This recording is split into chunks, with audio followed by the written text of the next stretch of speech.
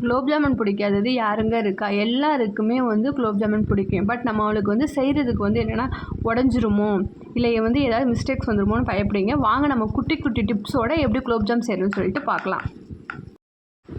Hi friends, welcome to our channel. நம்ம சேனலை இப்போ தான் ஃபர்ஸ்ட் டைம் பார்க்குறீங்கன்னா மறக்காமல் சப்ஸ்கிரைப் பண்ணிக்கோங்க. நம்ம டுடே என்ன பார்க்க போகிறோன்னு பார்த்தீங்கன்னா, எல்லாருக்குமே பிடிச்ச குலோப் ஜாமுன் தான் பார்க்க போகிறோம். இந்த குலோப் ஜாமுன் வந்துட்டு ஓவரால் எல்லா பேட்சுமே கம்ப்ளீட் பண்ணதுக்கு அப்புறமேட்டு நான் போட்டு ஜீராவில் ஊற வச்சுருக்கதான் இப்போ நம்ம பார்த்தது. ஃபஸ்ட்டு வந்து நம்ம குலோப் ஜாமுனை வந்துட்டு எப்படி வந்து ப்ராசஸ் பண்ணி ரெடி பண்ணுறோம் அப்படிங்கிறதே பின்னாடி நம்ம வந்து பார்க்கலாம். இங்கே பாருங்கள், இதுதான் நம்ம ஓவரால் குலோப் ஜாமுன் எல்லாமே. ஜீரா எப்படி பண்ணுறது, குலோப் ஜாமுனோட ப்ராசஸ் எல்லாம் வாங்க பார்க்கலாம். இப்போ வந்து gulab jam MTR gulab jam mix இருக்கு இல்லையா, அது வந்து ஒரு பேக்கெட் நீங்கள் ஃபுல்லாக எடுத்துக்கோங்க.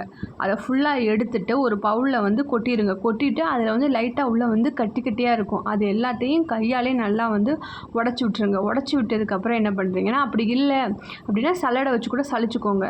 அதனால் உடச்சி விட்டுட்டு ஃபஸ்ட்டு 1 டேபிள் ஸ்பூன் அளவுக்கு நெய் விட்டுக்கோங்க. நெய் விட்டதுக்கப்புறம் என்ன பண்ணுறீங்கன்னு பார்த்தீங்கன்னா, நல்லா காய்ச்சி ஆறின பால் இருக்கு இல்லையா, அதை எடுத்து கொஞ்சம் கொஞ்சமாக ஆட் பண்ணிக்கோங்க. நீங்கள் ஓவரால் மொத்தமாக எல்லாத்தையும் ஆட் பண்ணிட்டீங்கன்னா என்ன ஆகும்னு பார்த்தீங்கன்னா, குலோப் ஜாமுன் ரொம்ப வந்து அந்த மாவு வந்து லூஸ் ஆயிரும். ஸோ வந்து நம்மளுக்கு வந்து போடும்போது விரிஞ்சு வந்து குலோப் ஜாமுன் வந்து உடஞ்சி போயிடும்.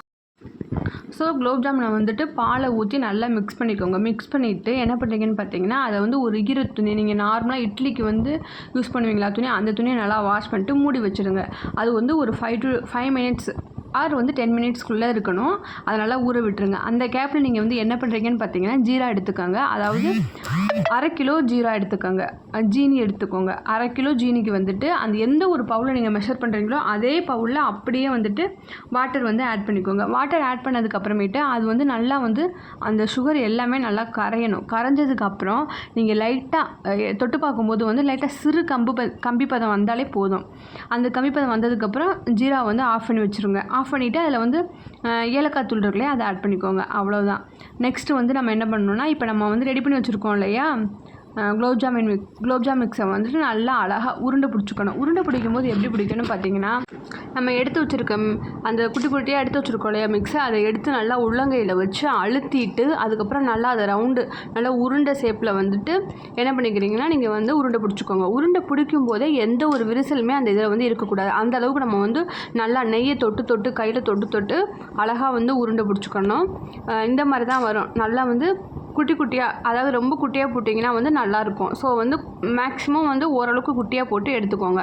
நெக்ஸ்ட்டு வந்து ஆயிலோட ப்ராசஸ் என்னென்னு பார்த்தீங்கன்னா, ஆயில் வந்து நீங்கள் குலோப் ஜாமுனோட உருண்டை இருக்குல்லையா, அந்த உருண்டை வந்து ஃபுல்லாக வந்து அந்த ஆயிலில் வந்து உள்ளே போயிடணும். அந்த அளவுக்கு வந்து ஆயில் வந்து எடுத்துக்கோங்க. ரொம்ப அதிகமாகவும் நீங்கள் எடுக்க வேணாம், ரொம்ப கம்மியாகவும் எடுக்கவே வேண்டாம். ஸோ வந்து கரெக்டாக இருக்கிற அளவுக்கு வந்து ஆயில் வந்து ஆட் பண்ணிக்கோங்க.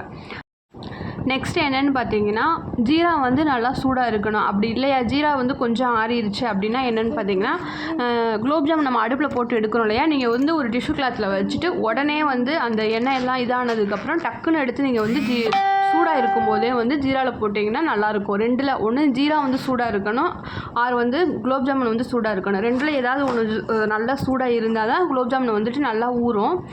ஆறுனதுக்கப்புறம் நீங்கள் வந்து கண்டிப்பாக இதை வந்து போடவே கூடாது. 2மே ஆறிடுச்சு அப்படின்னா குலோப் ஜாமுன் நம்மளுக்கு வந்து 1% கூட ஊறாது. ஸோ வந்து 2ல் ஏதாவது ஒன்று வந்து நல்லா சூடாக இருக்கணும். நம்ம சொன்ன டிப்ஸ் எல்லாத்தையுமே வந்து கரெக்டாக ஃபாலோ பண்ணி நீங்கள் குலோப் ஜாமுன் செஞ்சிங்கன்னா கண்டிப்பாக வந்து கடையில் வாங்குகிற குலோப் ஜாமுன் டேஸ்ட்டுக்கு நம்மளுக்கு அப்படியே கிடைக்கும். நீங்கள் வீட்டில் ட்ரை பண்ணி பார்த்துட்டு எப்படி இருந்துச்சுன்னு சொல்லிட்டு கமெண்ட் பாக்ஸில் வந்து கமெண்ட் பண்ணுங்கள். நம்ம சேனலில் வந்து இவ்வளோ நேரம் இந்த வீடியோ பொறுமையாக பார்த்ததுக்கு எல்லாருக்குமே ரொம்ப ரொம்ப தேங்க்ஸ். பை.